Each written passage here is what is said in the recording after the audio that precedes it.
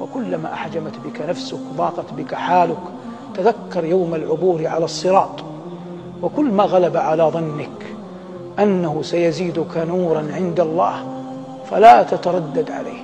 كلنا بشر ضعيف يغلب على أمره، تغلب عليه شهوته، يغلب عليه عجزه، يغلب عليه ضعفه، لكنني أنبهك على شيء يحبه الله.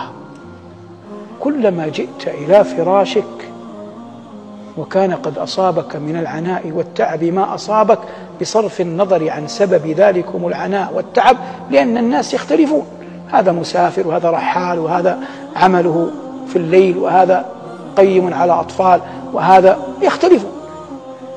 إذا جئت تنام قبل أن تضع جنبك على فراشك صلي لله ولو ركعتين، قدم ما يحبه الله على ما تحبه نفسك، واجعل هذا بينك وبين ربك، واحتسب أن يزيدك الله به أجرا ويرفعك الله به ذكرا، وأن يجعله الله نورا لك يوم تلقاه.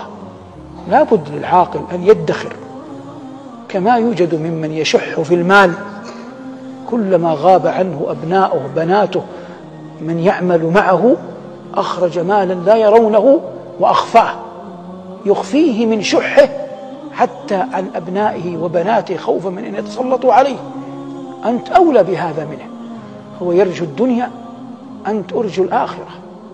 إذا غاب عنك رفقاؤك أصدقاؤك زوجتك أهلك فادخر تلك اللحظات، تلك الأحوال، تلك الساعات، ولو دقائق لو ساعات، أن تضع فيها بنفسك عملا صالحا بين يدي الله. والله هذا ليس قسم إخبار، والله يحب من عباده أنهم إذا هجع الخلق وناموا قاموا له يقفون بين يديه يناجونه بكلامه. قال الله جل وعلا: تتجافى جنوبهم عن المضاجع إنما يؤمن بآياتنا الذين إذا ذكروا بها خروا سجدا وسبحوا بحمد ربهم وهم لا يستكبرون. تتجافى جنوبهم عن المضاجع يدعون ربهم خوفا وطمعا ومما رزقناهم ينفقون. وقال صلى الله عليه وسلم لمعاذ: وصلاة الرجل في جوف الليل الآخر.